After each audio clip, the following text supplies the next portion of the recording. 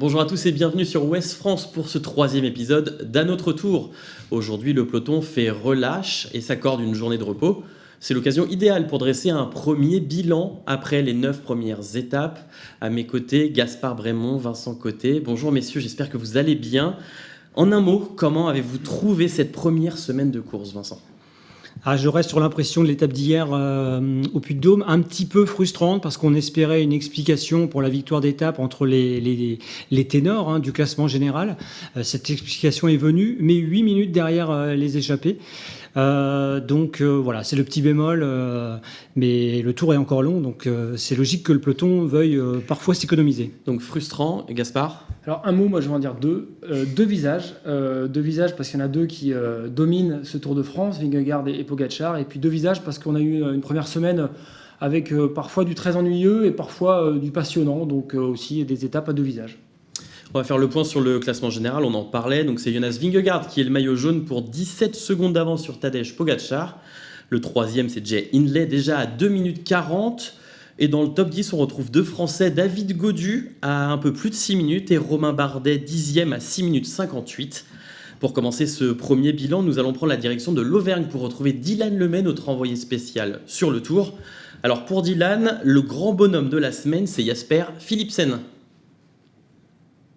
Bonjour messieurs, effectivement Jasper Philipsen a réussi son début de Tour de France. En 4 sprints, il a remporté 3 victoires à Bayonne, à Nogaro et à Bordeaux. Il est le sprinter de ses débuts de Tour de France. Mais plus globalement, que de mettre que Jasper Philipsen en top, je mettrai son équipe entière en fait, parce qu'il bénéficie d'un train extraordinaire et notamment un Mathieu Van Der Poel en tant que poisson pilote qui est formidable et qui le dépose à chaque fois à 200-250 mètres de la ligne d'arrivée et il n'a plus qu'à finir. Mais Jasper Philipsen se montre comme le meilleur sprinter du monde en ce moment, du moins. Alors Gaspard, pour vous, le coup de cœur, ce top, c'est la première semaine avec les Pyrénées, le Puy-de-Dôme. Ça vous a agréablement surpris ? Ouais, ce que j'ai bien aimé, moi, c'est les surprises de ce début de Tour de France. C'est vrai qu'on s'attendait plutôt, Vincent, à des Pyrénées light, on l'avait dit la semaine dernière sur ce plateau. Au final, ça a été 2 étapes assez incroyables, quand même, avec beaucoup d'action, une grande échappée lors de la première étape vers la Reims, et puis lors de la deuxième, aussi une belle explication. Donc les Pyrénées, moi, m'ont surpris. Et puis hier aussi, moi, j'ai été quand même agréablement surpris par Michael Woods, et puis par cette montée au Puy-de-Dôme. Alors Vincent, tu le disais tout à l'heure, on peut regretter le scénario par rapport aux favoris. Mais ce côté surprenant de voir cette longue échappée de 15 minutes partir comme ça, comme si c'était une étape de transition, ça m'a quand même surpris et ça m'a agréablement surpris. Et pour vous, Vincent, le coup de cœur, c'est du côté de la Jumbo, avec Wout van Aert. Oui, et quelque part, ça rejoint ce que vient de dire Dylan quand il parle de l'altruisme de Mathieu Van Der Poel. Moi, je pense à Wout van Aert qui s'est vraiment mué, comme l'an dernier, en super équipier. Alors cette année, il a moins de réussite que l'an dernier puisqu'il avait eu des bonnes sorties, il avait pu remporter des étapes et porter le maillot jaune. Cette année, il n'y a pas cette consécration, mais il y a en revanche un travail d'équipier qui est exceptionnel de la part d'un coureur de cette trempe qui est habitué à gagner. Je pense qu'il faut le souligner parce que le cyclisme est un sport d'équipe où l'élan collectif est capital et je trouve qu'il le montre à merveille en se sacrifiant pour son leader Vingegaard. Pour les déceptions, on va retourner voir Dylan, toujours en Auvergne. On va rester dans la caste des sprinters. La petite déception, c'est l'abandon de Mark Cavendish.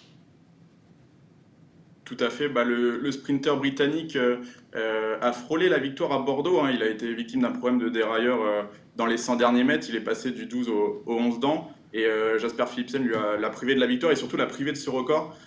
Il était venu chercher ça, le sprinter britannique qui a annoncé la fin de sa carrière à l'issue de la saison. Alors on verra s'il la mettra vraiment à terme, parce que c'était un peu le débat ces derniers jours et depuis son abandon sur la route de Limoges. C'est est-ce qu'il va vraiment prendre sa retraite sur une chute ? Mais effectivement, voir le CAV partir de la route du Tour sur un abandon et sur une chute, on va dire anodine en plus, parce que le peloton ne roulait pas très vite. Et il a manqué d'attention pendant une demi-seconde qu'il a mis à terre et qui lui a fait une fracture de la clavicule. Donc c'est la petite déception de ce tour, c'est de ne pas voir Mark Cavendish qui semblait être en mesure de remporter une étape et de prendre ce record à Eddy Merckx.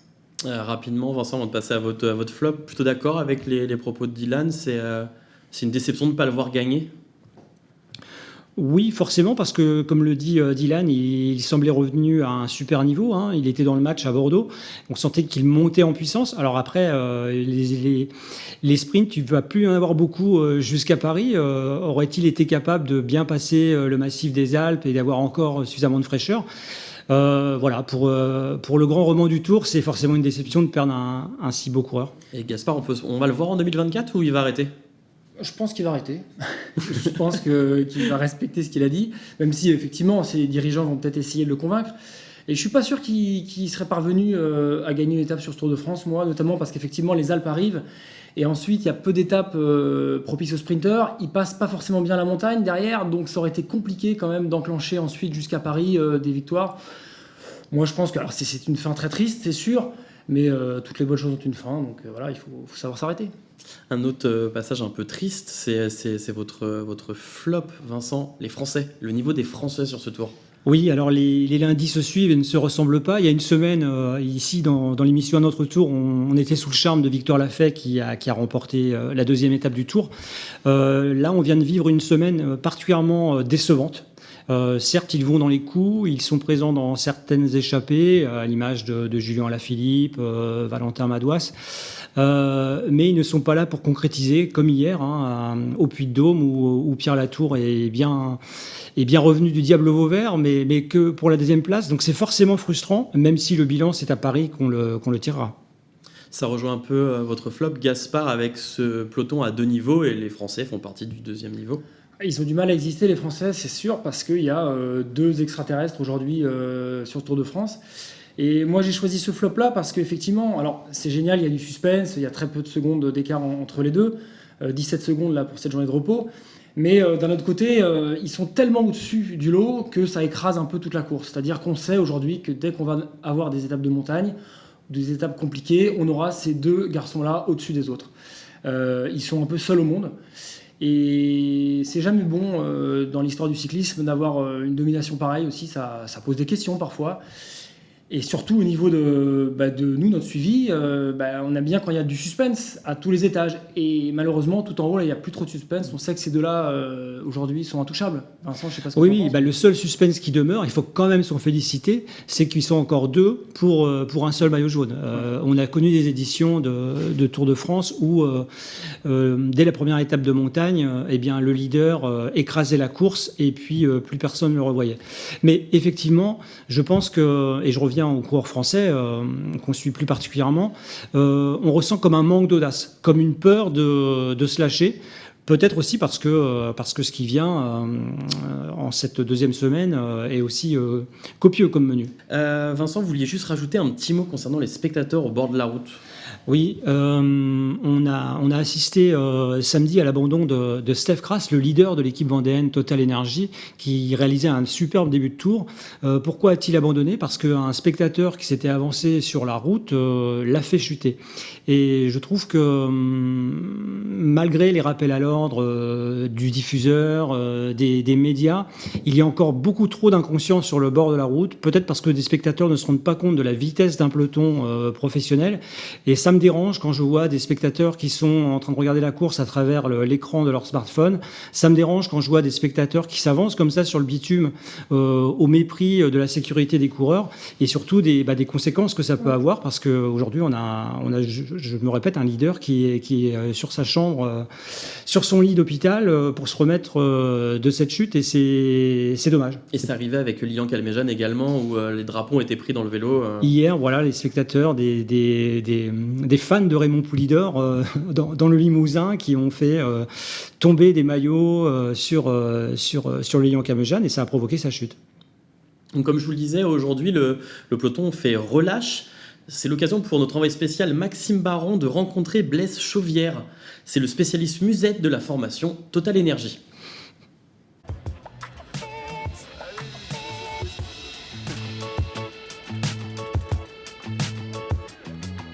Blaise Chauvière, relations publiques, relations presse et assistance sportive sur le team Total Energy. Je vais vous présenter les fameuses musettes du team Total Energy qu'on distribue aux coureurs sur le bord de la route. Je vais surtout vous faire voir ce qu'on a à l'intérieur. Donc on commence toujours par la fameuse glace, puisqu'on est sur des températures qui sont très très chaudes en ce moment. Nous avons 2 gels Ultimum à base de fruits. Ils ont un gel sport RG Sport, des petites barres énergétiques style barre de céréales. Et ensuite nous avons des 2 cakes, un cake salé et un cake sucré que Pierre Pasquet, notre nutritionniste cuisinier, prépare pour les coureurs tous les jours. On appelle ça les petits emballés. Le but du jeu, c'est de manger à peu près tous les 10 km sur le tour, pour ne pas avoir une fameuse fringale comme on dit. Donc il faut s'alimenter au moins tous les 10 km. Et ensuite, il y a toujours 2 bidons dans la musette, un bidon d'eau et un bidon de boisson énergétique. Donc voilà, je vais vous faire une simulation du passage de musette avec notre coureur cycliste qui est notre attaché de presse, Gabriel, qui est le meilleur cycliste de notre équipe. Donc nous posons la musette avec ce doigt-ci, avec un petit nœud, pour éviter que quand le coureur prenne la musette, vas-y Gabriel, prends la musette, et on lâche comme ça, tout simplement. Alors que si on met la main comme ça, si Gabriel les prend, hop, ma main reste accrochée. C'est aussi simple que ça. Enfin simple, quand il y en a 8 dans les mains, c'est pas si simple que ça. Donc messieurs, vous avez bien vu le tuto, vous êtes prêts maintenant à donner la musette sur le bord de la route, il y a vraiment un geste à pas rater. Hein. Ah non, moi je suis pas prêt du tout, c'est trop technique pour moi. Donc messieurs, une chose est sûre, c'est que les coureurs vont avoir besoin de force pour cette 2e semaine qui commencera demain, du Massif central aux Alpes en passant par une arrivée au Grand Colombier. Kevin Guinel nous dit tout sur cette 2e semaine de course.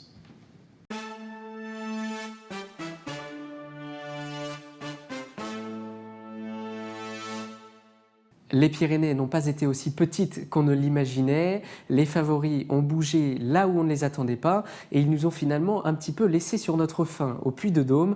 C'est en tout cas la preuve qu'il faut parfois mieux se méfier des apparences. Ce constat fait, on aimerait être un peu plus mesuré pour vous présenter les Alpes, mais ce serait vous mentir, car si l'on devait retenir qu'un seul mot de cette semaine alpestre, ce serait dénivelé. Et oui, il y en aura partout, tout le temps, exception faite de la 11e étape, mercredi, réservée aux sprinteurs. On n'oserait en revanche pas les comparer de trop près, mais les étapes de mardi et de jeudi sont à peu près de la même veine. De Vulcania à Issoire ou de Roanne à Belleville en Beaujolais, le menu est particulièrement copieux avec 5 difficultés sur le parcours. La 13e étape, vendredi, est tout à fait dans un autre style, très roulante dans sa première partie. Elle s'élèvera dans la 2e avec une première bosse, puis l'ascension finale vers le Grand Colombier. Le Grand Colombier, on le rappelle, ce sont 17,4 km de montée à 7,1% de moyenne, ce n'est pas rien. Et contrairement à la première semaine, la difficulté s'installera dès les premières rampes avec très rapidement du 12%. Comment alors ne pas imaginer une grande bataille ici? En tout cas, une première explication dans les Alpes, car la suite sera tout aussi copieuse. Samedi déjà, il y aura 4200 mètres de dénivelé positif entre Annemasse et Morzine, les Portes du Soleil. Il faudra grimper les cols de la Ramaz et de Chouplane, pour ne citer qu'eux. Leur enchaînement a mis dans le mal bon nombre de coureurs amateurs dimanche dernier lors de l'étape du Tour. Dimanche ensuite, le rendez-vous est donné à Saint-Gervais-Mont-Blanc. On aura là une arrivée au sommet au terme d'une journée tout à fait éreintante avec 3 cols de première catégorie, de quoi installer un peu plus le classement général à 2 jours du contre-la-montre.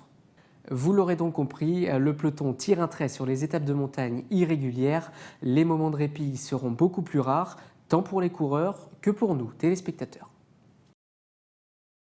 Alors messieurs, on vient de le voir avec Kevin.